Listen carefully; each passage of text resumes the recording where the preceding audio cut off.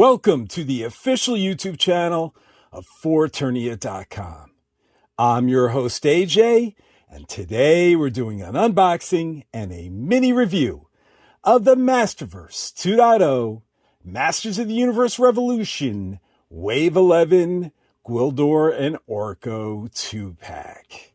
Now, this is the second time that Orko has ever appeared in Masterverse Plastic, and for Gwildor, it's his premiere in the Masterverse action figure line, and I couldn't be more excited to see these figures and see these figures together. Now, to celebrate this unboxing and review, I have the Masterverse Revelation Orko, and he also came in a 2-pack with Savage He-Man. And then to the right, I have the Classics Gwildor. But first, let's start with Orko. Now, according to the Masters of the Universe Revelation Powerhouse Animation model sheet, his name is Orko Reborn, and I couldn't be more excited to get this figure. I wanted him ever since I saw him in Masters of the Universe Revelation. I actually created this 30 figure wish list for the Revelation subset in Masterverse, and he was my number 6 figure on that wish list. And so I'm really excited to get him now. And then Gwildor, I'm so excited to have Gwildor because I simply love that 1987 movie, that Masters of the Universe movie. And look, he's the creator of the Cosmic Key. How cool is that? So I'm just super excited to have Gwildor. You know, I never had Gwildor as a kid. I actually never had any of the movie vintage figures as a kid. There was Gwildor, there was Sarad, and there was Blade. And I didn't have any of them as a child, but I love having them as an adult. Now, during San Diego Comic-Con 2023, Kevin Smith talked about both of these characters, and they said that I think they were going to be bickering. You know, they weren't going to get along. They weren't going to be friends, but they weren't going to be enemies either. And Kevin Smith, I think, referred to them as frenemies. And, you know, and maybe because they're the epitome of what Masters of the Universe is known for. You know, Orko is magic and Gwildor is science. You know, Orko is sorcery and Gwildor is technology. And those have always been the push and pull of Eternia, of the Masters of the Universe brand. So I'm just so excited to see these two characters together. I can't wait to see what happens to them in Masters of the Universe Revolution when that debuts in January. But all right, enough about this intro. Let's take a closer look at this packaging. So here's the packaging for the Gwildor and Orko 2-pack. And first, let's admire the fantastic artwork on the box. This time, the illustrator is Simon Eckert. And Simon does a great job creating an Orko and Gwildor here. And I love how Orko is casting a magical spell and Gwildor is using his cosmic key. And, you know, they're working together. It looks like they're working together here in the spine as well, except Gwildor is using his staff. But maybe this is the key to defeating Hordak in Masters of the Universe Revolution. You know, a combination between magic and technology. I guess we'll have to see. Oh, yes. So on the back here, we have 3D rendering of the figures. And let's talk about that power sword for a second. So the first time we saw this Gwildor figure was at the San Diego Comic-Con 2023. And it caused a great controversy because he had He-Man's power sword. It was a big mystery. What was he doing with the power sword? And we took it to social media. And why was He-Man's sword glowing yellow? You know, could have been possibly infected by the motherboard technovirus, or we know how Gwildor loves his dipping sauces. Could have been covered in honey mustard. We just didn't know. And it wasn't until months and months later when Mattel released the packaging graphics for this figure where we got to read the bio, and that's where we got the answer. So let's read the bio now. Gwildor, heroic creator of the Cosmic Key. Orko, heroic court magician. Eternia is a world of magic and technology, and no two beings represent these forces better than the spell-wielding Orko and the master inventor Gwildor. The two heroes use their combined talents to upgrade He-Man's power sword for the battle against evil.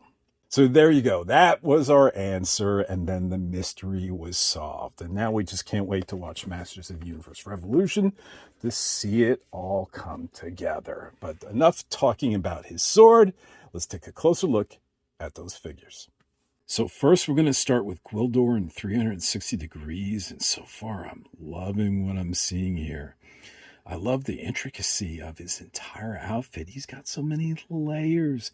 I mean, look at this jacket on the back, the way it's, the sculpted pockets and the fabric texture. This isn't fabric. This is plastic. I can't wait to take a closer look at that. Oh, and look at these gloves. He's got cloths over the elbows, and he's got these like shoulder pads and the inner tunic here. Oh, look, latch hooks on his coat. Yeah, I'm really loving everything I'm seeing here. I like how the hair is sculpted here and the ears and even the colors work, It's a very busy looking outfit, but it really works for Gwildor. Yeah, I'm definitely loving this. All right, so let's get him off the dais and take a closer look at that head sculpt. So here is the head sculpt of Gwildor, and he just looks terrific. Man, this looks almost like perfect. Look at the sculpting of the hair. It's almost like a lion mane. It's really hard to tell if this is, how accurate, screen accurate this is when we haven't seen the animation model yet from Revolution. But on its own, this looks great. I love all the sculpting here and the ears. And then the sculpting of Gwildor's face looks good too. And the paint application looks good. The eyes, those bushy eyebrows. What's going on with that nose? Is his nose red? Has he been drinking? Is it supposed to be that way? Let me see the box. No, this Gwildor doesn't have a red nose, but mine likes to hit the sauce. How about that? Oh, wait a minute. All right, here you go, buddy, Gwildor. Drink up, buddy. I love you, man. All right, but this is a great looking head sculpt. So good. All right, so let's just talk about the general execution of this figure. And I think when all things are said and done, I'm not going to have really anything to complain about it. I mean, it's so well, maybe some loose joints. That's about it. But otherwise, this is just really supremely executed, I think. Starting with the sculpting, I have nothing but nice things to say about this coat. This coat is so great, from the seams to the stitch work on the pocket, to the texture in the fabric. You would think this is actually fabric, but it's not. It's soft plastic. Look at that. It's soft plastic. And then the gold paint on the latches, and then the trim there. Both sides. It's just really well done. And then the inside of the tunic, the paint job is really nice too, all the way from the gold chain with the key on it. This is a lot more precision painting in regards to the key and the chains than it ever was in the classics figure. So in regards to articulation here, it looks like his arms are really nice stiff joints, but the legs feel kind of loose. Looks like he's going to need a stand. I think he's going to fall over a lot, at least on mine. Hopefully yours is not this way, but the legs are a little too loose for my liking. Oh, look at this. Look at this. Look how he twists. This is great. It's soft plastic here, and it twists. So you get some articulation there, and then the arms. The head, you're going to get limited range of movement, and same thing with the arms. You're not going to be able to go that high with these shoulder pads.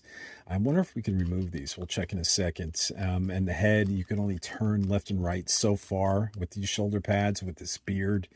But you can look up and you can look down a little.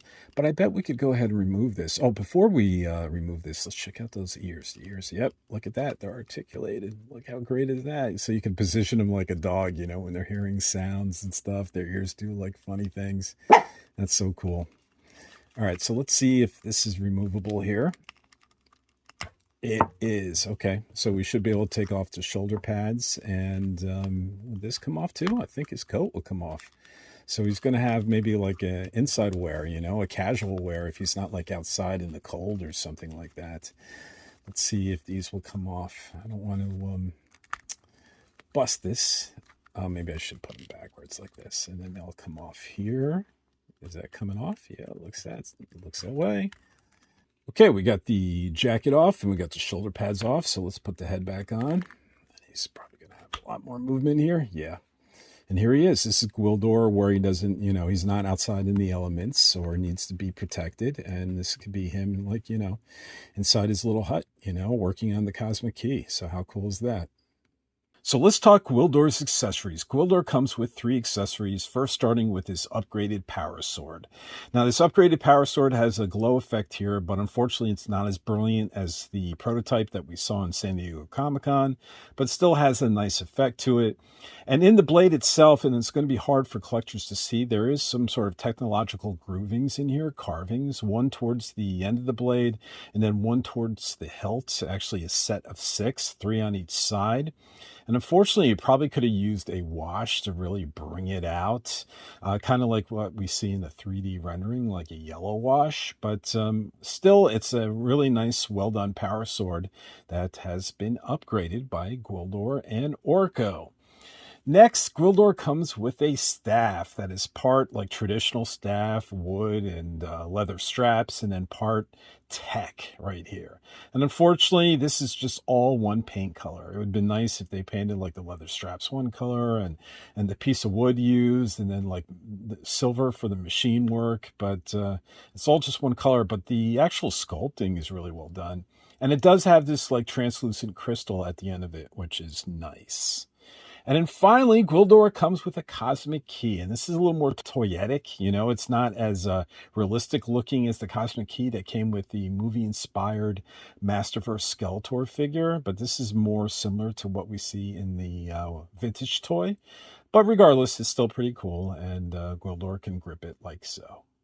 So next up is Orko Reborn. And you know what, guys? We're 2 for 2. I love Gwildor, and now I'm loving Orko. This looks so great. This really looks like like what we saw in Masters of the Universe Revelation. At the end, Orko Reborn, you know, just jumping out of the screen and landing on this dais. And it's so well done. And you know what? I think overall it looks really screen accurate, from the gold trim at the base of the hat, in the middle of the hat, to the gold trim on the sleeves. And the sleeves are cut the right way. They're supposed to hang like that.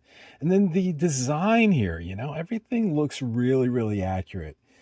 Except, you know, the scarf. Yeah, there's a problem with that scarf.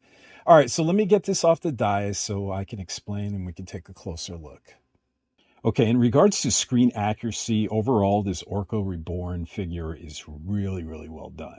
You know, from the gold trim on the robe, to the gold trim on the scarf here, to the O design, right? And on the hat and on the sleeves, everything looks really, really good. And I'm happy with the selection of gold paint. Anyone who collects Masterverse knows they've been really hit or miss in regards to gold paint, but this one actually looks like gold, so I'm very happy about that.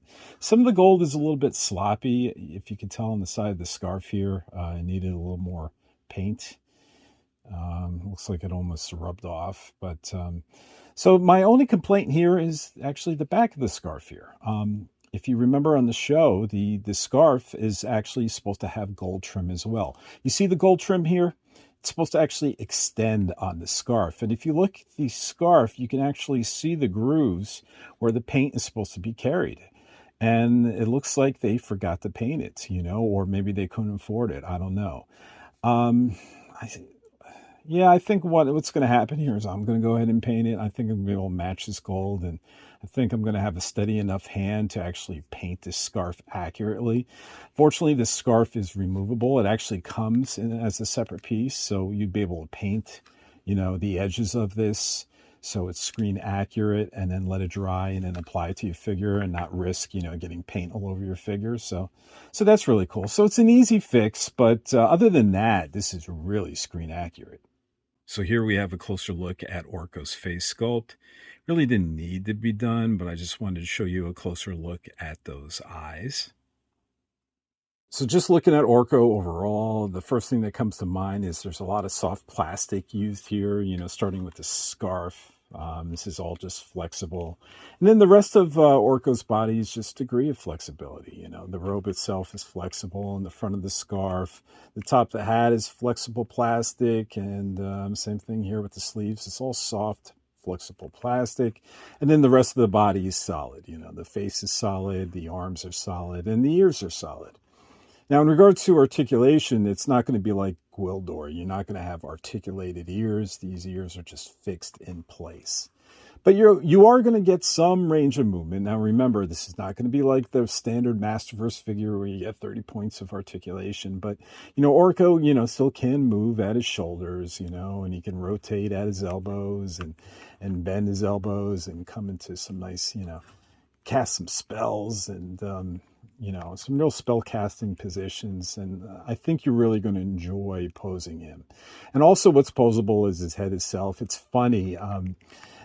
You could actually tuck his eyes in like an ostrich, he could be hiding if he wants to. And, but this actually even spins 360 degrees. So this is nice. And then of course you're going to get articulation in the stand itself, This spins like 360 degrees, and you're going to be able to come with some nice poses on your shelf to display Orko and at different ranges of height. And, it's a real nice display stand. So when it comes to Orko and accessories, he's all about the magic effects. He comes with these two magical like cone effects that fit on each hand, which we'll put on in a second. And then Orko comes with his iconic magical rings that are articulated here. And they actually fit on the back of the base. So let me put these rings on and let me put on the cone effects and we'll take a closer look. So here is Orko sporting all of his magical effects. And it's all made out of translucent blue plastic. Now, the actual rings itself are articulated, so you can adjust them, and they actually snap into place into the base. The base actually has a hinge, and it just snaps right into place. It's easy to put in, easy to remove. And same thing with the actual cone effects here. It's easy to take on or off. You don't have to remove any part of Orko's body. In regards to its look, I like it. I like the rings more than I like the actual cone effects here. I just wish the rings had more colors to them. I believe in Masters of the Universe Revelation towards the end, these magical rings had like multiple colors, almost like rainbow-like. So it'd be really neat if Mattel actually put some more colors into this effect. But I still overall really like it. And I think I'm going to end up displaying this way on my shelf, and it's going to look really, really brilliant. So A+ for Mattel for including these. So what do I think of the Masterverse Masters of the Universe Revolution Gwildor and Orko 2-pack? I love them, everybody. I love these little guys. I love them so much. I'm so happy to have them. You know that phrase where they say good things come in small packages? Well, Mattel has definitely proven that today with these two, this 2-pack. I just adore it.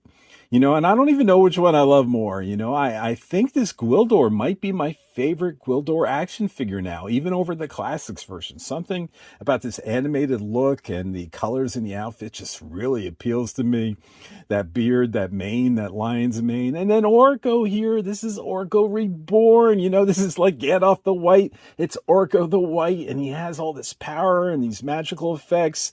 And they really spare no expense in these magical effects. And I just love both of these, and these are going to be so great on my shelf. It's something about in every brand you like, every universe you like, is something about the small, almost like adorable creatures. And how lucky are we to get two of them in one Masterverse box? I don't know how you feel, but I feel extremely lucky to have this Gwildor, this Orko, to be able to, after this video, run them over to my collector's shelf and be able to display them with the rest of my collection. I love this 2-pack. Forget about 2-pack. I'm going to call it the Awesome Pack.